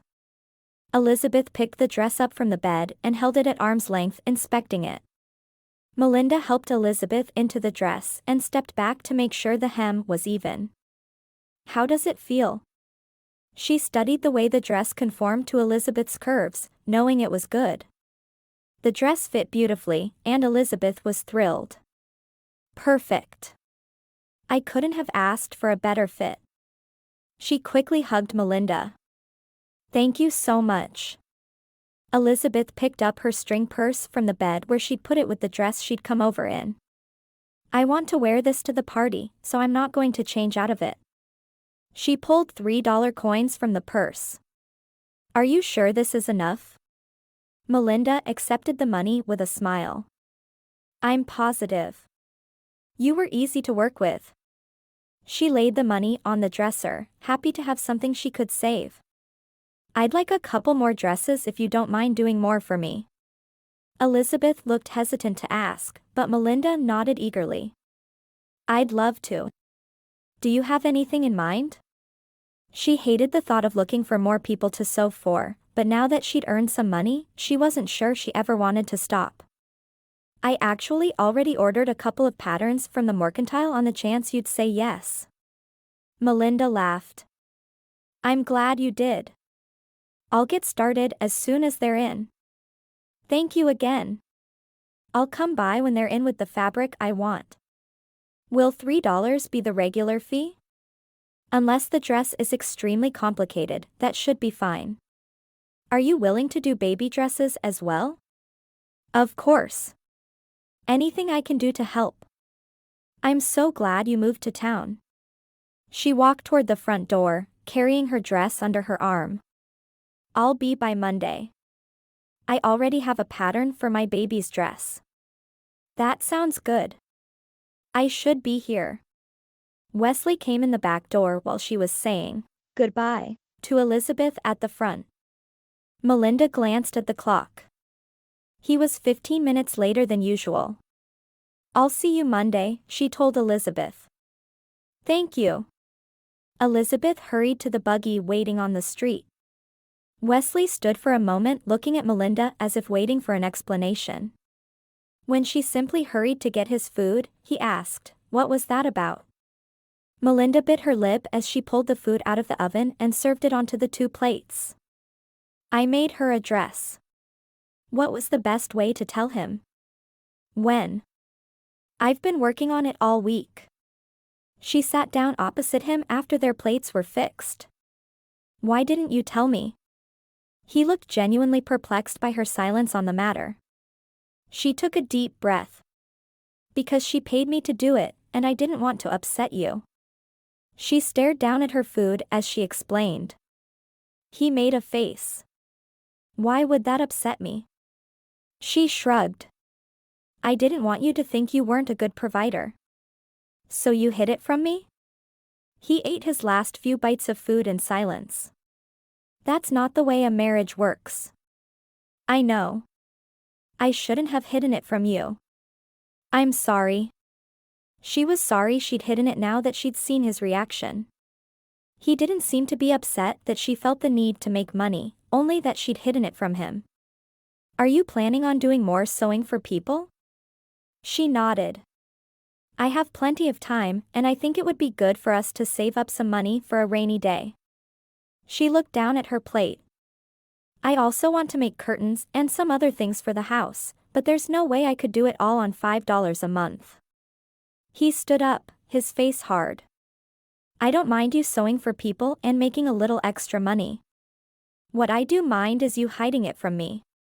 He picked up the hat he'd set on the work table when he walked in the door and settled it on his head. I expect honesty from my wife. He left, closing the door behind him. Malinda sat and stared at the closed door for a minute before getting up to wash the dishes. It was only then she realized he'd left without touching the dessert she'd made. Chapter 8. As a way to get to know her better, Malinda invited Beatrice over to bake with her the Friday before the bake sale. What did you agree to make? She asked as she let Beatrice into the house. She stifled a yawn. She'd been working every spare moment for weeks. I'm baking 2 different kinds of cookies. I'm not very good at baking. Beatrice made a face. I'm hoping you know what you're doing. She set her crate of ingredients on the table. Malinda laughed. I'm not good at cooking, but I love to bake. I'll help you. Malinda had already prepared her pies and was just going to bake them later. More than anything, she was hoping to get to know Beatrice better. They both needed friends. I'm glad at least one of us knows what she's doing. Beatrice handed Malinda the recipes she'd been given. This is what I'm supposed to do. I have all the ingredients. Malinda read over the recipes and took a large mixing bowl down off the shelf over the work table. These look relatively simple. We'll do them together. She gathered what they'd need and put some coal into the stove. They worked together, chatting happily about what they thought of their new town. Malinda told Beatrice about her new business. I really enjoy sewing, so it just makes sense I'd make some money at it. She hoped Beatrice wouldn't think less of her for working, but she didn't seem the type of person who would judge that way. I didn't know you'd made your dresses. That's beautiful. I guess I just assumed your mother made it for you, like my mother made this dress for me. Malinda shook her head. My mother died when I was 11. Oh no. I'm sorry to hear that. I don't know what I'd have done without my mother. She's taught me so much. My sister Ellen taught me what I needed to know. Have you met her? She married Patrick Harris, the banker. Malinda had thought of Ellen as half mother, half sister all her life. Beatrice thought for a moment and then shrugged. I really don't think I've met her. In the time I've been here, I've been so sad that I haven't really noticed a lot of the people around me. She sighed. I know it's no excuse, but I've distanced myself from everyone. I need to start working at becoming part of the community. Malinda nodded. No, I understand what you mean. My father died a couple of months before we moved here. My sister just kept going, still working as hard as ever and talking to everyone like she was fine. I walked around as if I was in the middle of a dense fog. I couldn't do anything I was supposed to do. She slid the first batch of cookies into the oven and sat down. Beatrice moved to sit across from her. That's exactly how I felt. She looked down at her hands. I just wanted to die along with my baby. I don't feel like it's fair that I lived and he didn't. Malinda took Beatrice's hand in hers. We don't know what God has in mind from this, but there must be a reason. Beatrice sighed. For a while, I even lost faith in God. I understand. Malinda jumped at a knock on the door. Excuse me. She wasn't expecting anyone, so she cautiously opened the door. You the woman who sews? The man in front of her was the miner she and Ellen had described on the train. His gray beard came to his waistband, and he looked as if he hadn't bathed in months. His stench made her want to back up, but she stood her ground. Malinda nodded tentatively. Yes, I am. I needs me some new shirts. 5 of them. He held up a bundle under his arm. I have all the stuff, but I needs you to measure me and makes the shirts. Yes, of course. She looked over her shoulder at Beatrice. Do you mind? She was half afraid the other woman would leave rather than be in a house with the miner. Beatrice shook her head. Malinda was thankful the other woman was there. She didn't think she'd be able to let this smelly man into her house without someone else there with them. She opened the door wide and let him into the house, taking him back to the spare bedroom she'd set up as her sewing room. She got her measuring tape and measured him, noting his measurements on a piece of paper she kept on hand. When do you need the shirts by? Week from Saturday. Malinda's head jerked up. That's not much time. She'd have to work fast and hard to get them done that fast. I'll pays an extra $1 if you can have 'em done then. I charge $1 per shirt, Malinda told him, glancing up to see if that was too much for him. She didn't really care. To get that many shirts done in such a short amount of time, she'd need to be paid that much. She'd be losing sleep over these shirts of his. Fine. You haves 'em done on time, I pays you 6. Malinda smiled. You have yourself a deal. Come by during the afternoon and I'll have them ready. Her mind was already at work about how to make the most of her sewing time.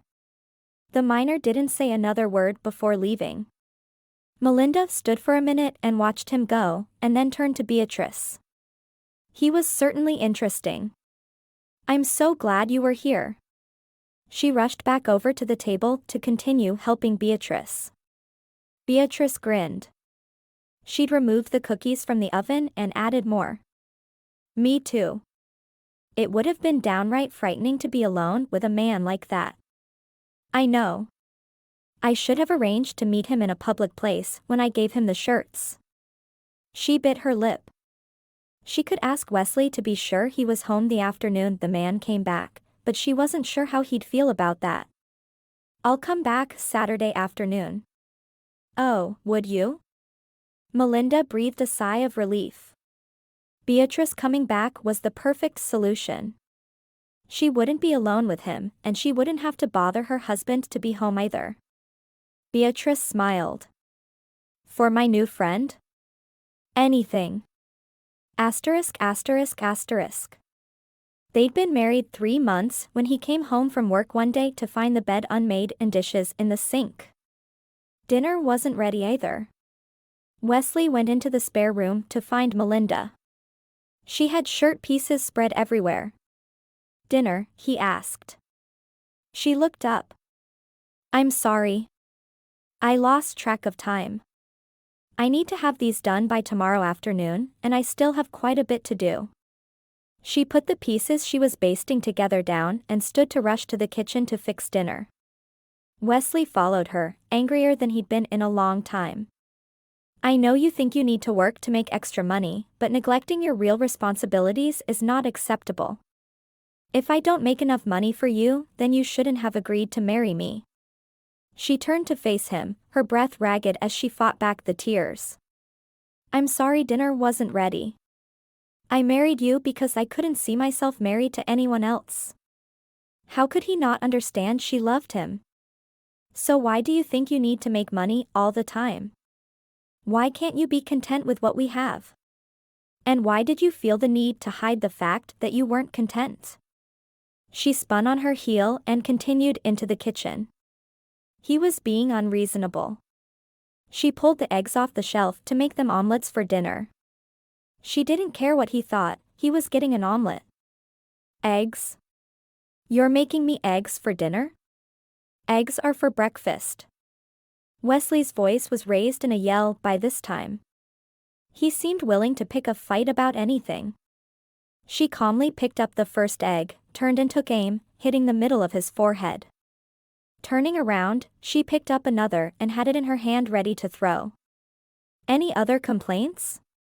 Wesley stood there breathing hard with egg dripping off his forehead.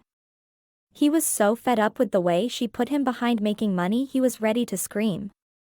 What is your problem? She let fly her next missile, hitting him again in the middle of the forehead. She wasn't going to stop until he stopped yelling at her. Wesley's eyes widened as she turned and picked up another egg. He wasn't just going to stand there and be her target. He walked slowly toward her, reaching out and grabbing her shoulders. You're going to stop throwing eggs. They cost money, you know. Malinda let out a short scream. You are the most unreasonable man I've ever met in my life. She took the egg in her hand and crushed it into the front of his shirt. And you can wash that out yourself. He was the most belligerent, unreasonable man she had met in her entire life. Why did she love him? Wesley stood staring down at his wife, fighting the urge to beat her. He'd never in his life wanted to hit a woman, but it was all he could think about doing right then. I'm unreasonable? You spend every waking moment trying to make money, and you just wasted 3 eggs. Malinda reached out to push him away from her. I can't talk to you when you're like this. She turned back toward the work table, putting her palms flat on it and taking a deep breath to try to control her anger. He grabbed her shoulders and turned her around to face him. Don't turn your back on me. Then how am I supposed to cook you dinner? She screeched. She knew she sounded like a hoyden, but at that point she just didn't care.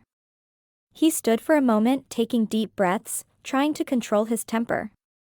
Finally, he leaned down and took her mouth in an angry kiss. Malinda pushed against him.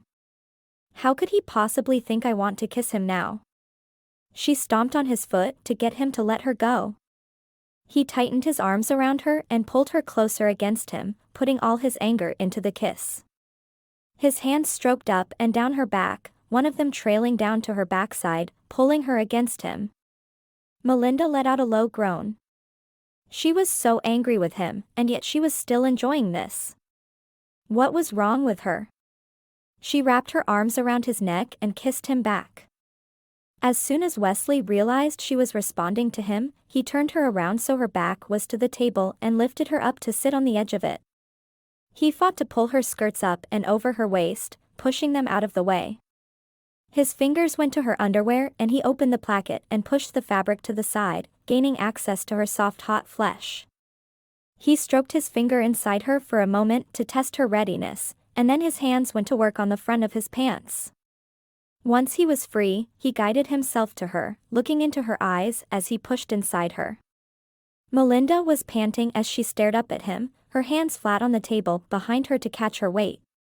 How had their argument turned into this? There was no tenderness this time, from either of them. She dug her nails into his shoulders through his shirt. His thrusts were hard and fast. As soon as she climaxed, he let himself go and shouted in release. It took them both a moment to realize where they were and what they'd done. She blushed as he stepped away from her and fastened his pants. She quickly pushed her skirts down and looked away. Are omelets okay for dinner tonight? She was surprised her voice sounded so steady when what they'd just done had shaken her. Omelets are fine. He knew he should probably bring up what they'd argued about, but he was hungry and he just didn't want to fight anymore. While they ate, he brought up the subject of her working again.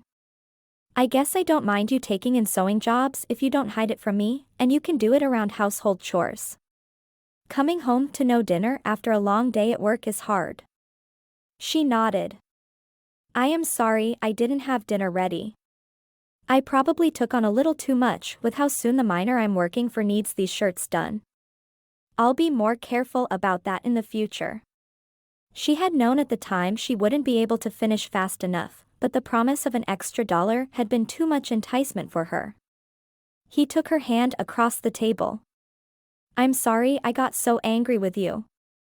She looked at him, and although he'd washed up and changed his shirt, she could still see some eggshells in his hair. She did her best to keep her face straight. I'm really afraid of something happening to you and being left destitute. When father died, we had no idea we were in such a bad position financially. A banker came and told us we had to leave our home.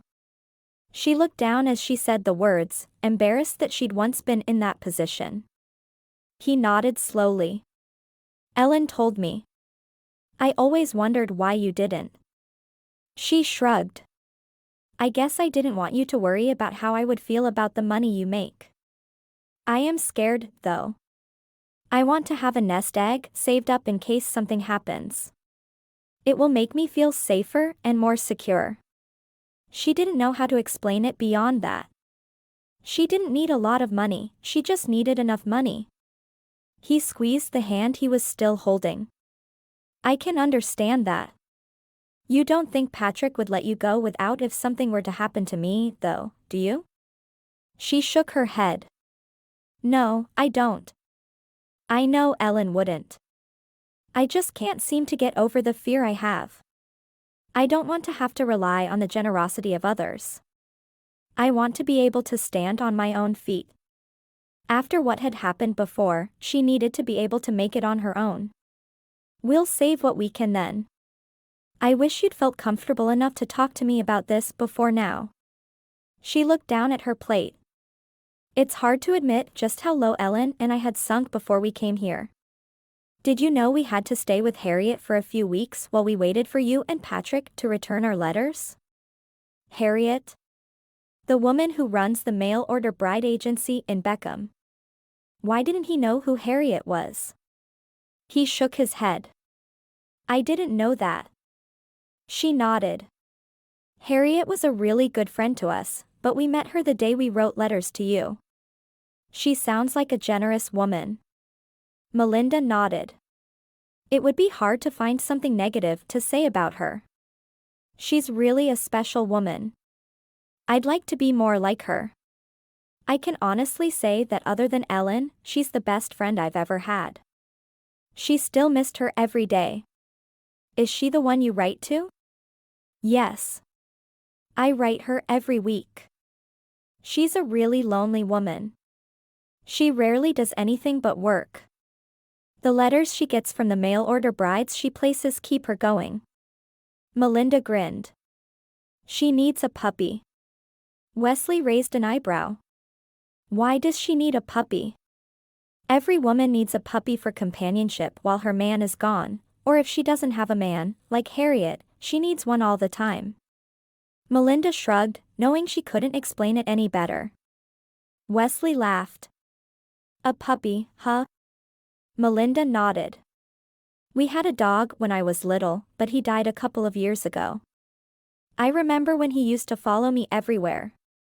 I loved having him around. Anytime I was upset, I could just bury my face in his neck and cry. She sighed, missing the dog who had been a huge comfort to her when her mother died. After dinner, Wesley stood up. I have a quick errand to run tonight. I'll be back in a half hour or so. Malinda was confused. He never went anywhere after dinner. Okay.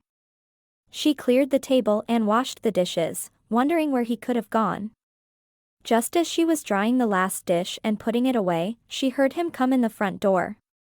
Why didn't you tell me I still had eggshell in my hair? He bellowed.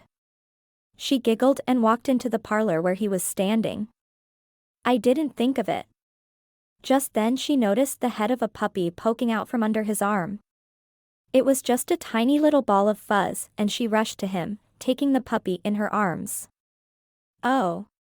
Where did you get him? She buried her face in his fur to feel the soft fur on her face. He smiled at the sight she made standing there snuggling the puppy to her face. There was a little boy giving them away in front of the sheriff's office today. If I'd known you wanted a puppy, I'd have gotten her then. Her? A girl? What's her name? She couldn't believe he'd run out and gotten her a puppy just because she'd mentioned she wanted one. Well, that's for you to decide, isn't it? She held the puppy in front of her face.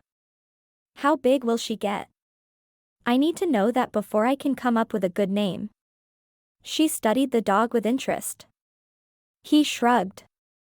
I'm not sure. Her feet are big, though. I'm going to wait and see what comes to me. I can't name her until I know her personality, and that won't happen for a few days. Right now, I just want to call her sweetheart.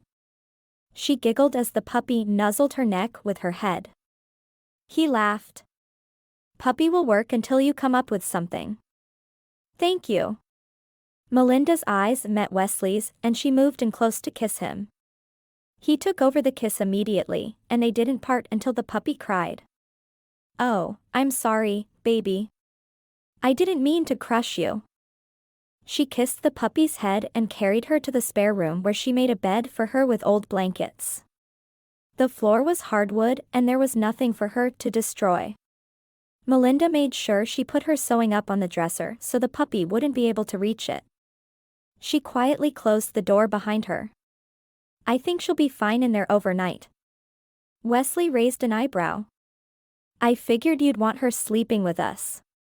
Malinda blushed. I don't want her seeing what we do in bed at night. She's just a baby. He laughed and slipped his arm around her waist. Speaking of what we do in bed at night, I'm tired. She laughed. You haven't even read the paper yet. He wiggled his eyebrows. I think I can skip that tonight. Asterisk asterisk asterisk. After Wesley was asleep, Malinda sneaked out of bed and into the spare room. The puppy was curled up on the blankets she'd put down, sound asleep. She still had too much to do on the shirts to finish before the miner came back. She realized then that she'd forgotten to get the man's name. She moved her needle as quickly as she could without stabbing herself in the finger. She didn't think Wesley would appreciate it if she was full of holes when he got up the following morning. Malinda had all but the last shirt finished when it was time for her to fix breakfast. She stood up, stifling a yawn. She couldn't be late with 2 meals in a row. When Wesley got up, he walked into the kitchen to find his wife setting the table. Pancakes? My favorite. He got the maple syrup down and set it on the table. You look tired. She shrugged. I'm fine. Putting the last of the food on the table, she sat down across from him. Beatrice is coming over this afternoon. She wants me to teach her to bake a cake. She put butter and syrup on top of her pancakes, stifling a yawn. Wesley nodded. I can't think of a better person to teach her. You have the touch when it comes to baking. She didn't mention the shirts she was working on, and neither did he. She was certain he didn't want to know when they'd be picked up, and she wasn't about to volunteer the information. Sure, they'd reached something of an impasse over her working, but neither one of them was willing to rock the boat. She was too tired to eat, so she fed the puppy her pancakes one bite at a time under the table, trying to make it look as if she were eating. Once Wesley was gone, she hurried through the breakfast dishes and rushed back to finish the last shirt. Finally, after an hour of sewing, it was finished. She glanced at the clock and saw that it was only 10. She couldn't make leftovers from the night before for lunch like she usually did, so she quickly put on a pot of beans.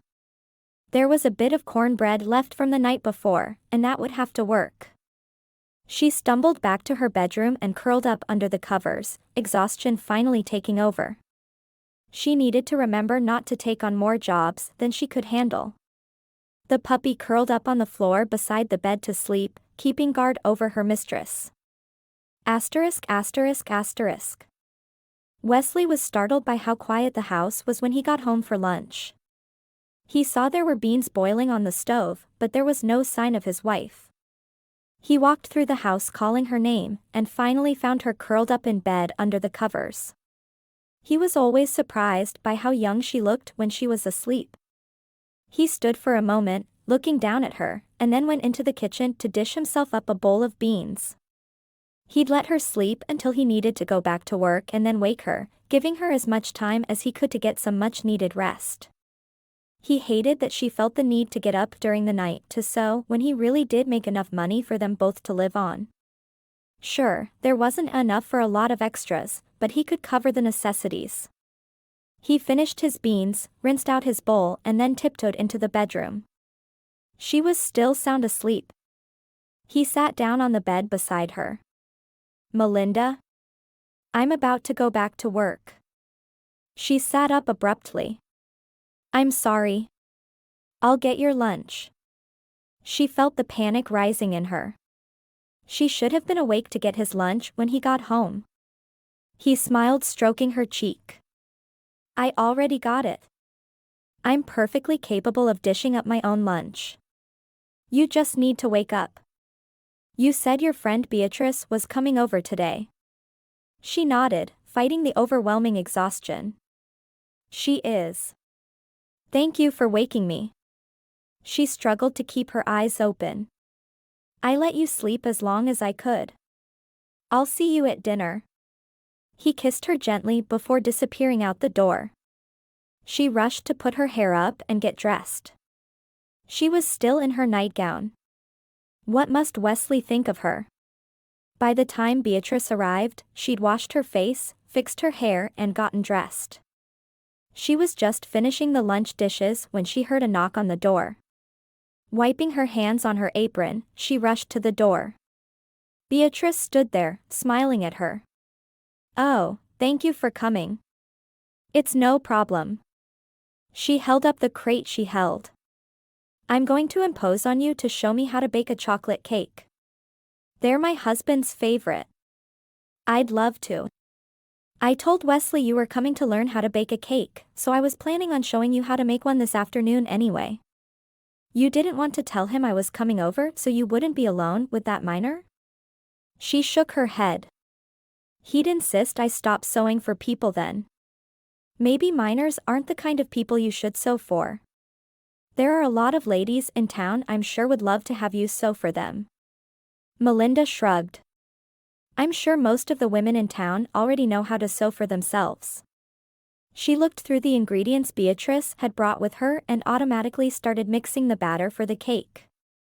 "You have enough for two. Do you want to make them both?" Beatrice nodded. "I wanted to leave one here for you and your husband. You said he has a sweet tooth." "He does. We'd like that, if you don't mind." Malinda knew Wesley would be thrilled to have a chocolate cake for dessert that evening. "It's the least I can do after all the baking lessons you're giving me." They had just poured the batter into the pans when a knock came at the door.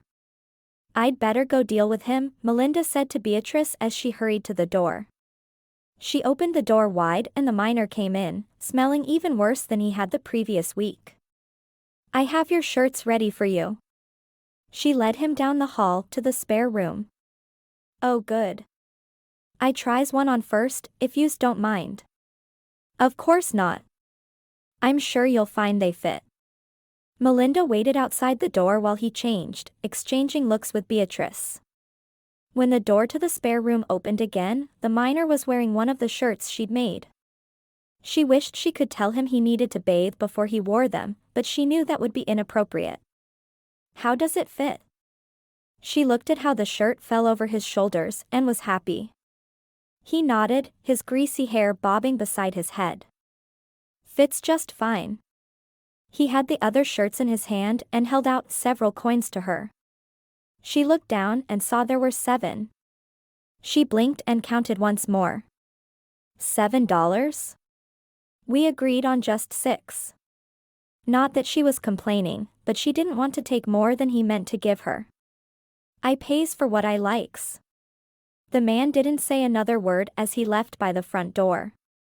Malinda looked at Beatrice with a shocked look. "He pays for what he likes," Beatrice said with a giggle. "I guess he does." She walked to the jar where she kept her savings and dropped the coins in on top of the others. Beatrice smiled as she looked at the jar. "You're building up quite a savings there." Malinda nodded. "I know. I'm really relieved to have it." "Does it bother your husband that you work?" Malinda shrugged. I think it does some. I think it bothers him more that I feel like I need to work than the fact that I do work, if that makes any sense at all. It does make sense. Men are raised to believe they should be the providers. When their wives work, it hurts their pride. Malinda frowned. I don't want to hurt his pride, but I don't want to leave my children in the position I was in when my father died. She hated making Wesley feel like he was less than what she needed. She wondered what the right answer could possibly be. Which was, 2 weeks after my father's death, my sister and I had run out of food. There was no money to be found. A banker came to our house and told us we had 3 days to get off our property and we had to leave everything but our clothes behind. Beatrice gaped at her. Is that how you ended up out here? Malinda nodded. We were thankful to be able to become mail-order brides. We lived with the marriage broker in our town, and when we got our letters, we left. I still write to her every week. She felt a smile cross her lips as she talked about Harriett. Wow. I had no idea, Malinda. It would be hard enough to lose your father, but to be left penniless as well. No wonder you worry so much about money. We don't need any of the money I make to live on. Wesley makes plenty. If something happens, though, we'll need it. We have nothing saved for a doctor's appointment or anything else that could happen. Well, they hadn't had anything saved. She looked at the jar and felt some of the panic leave her. Not many people do. I know, but it scares me. I want to have enough that will get by if something happens.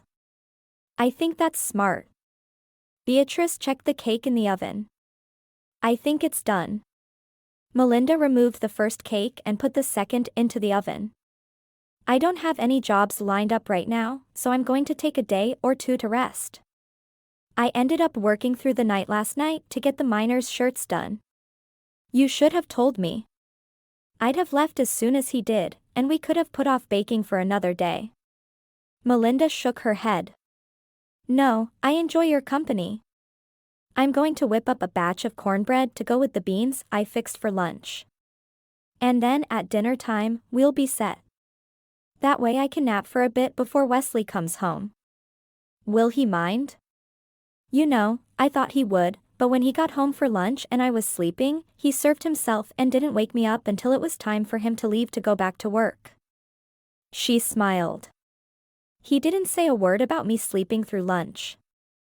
She was married to a good man. Good. It sounds like he really cares about you. He does. I haven't been a very good wife to him, but I think I'm getting better. Oh, I don't believe that at all.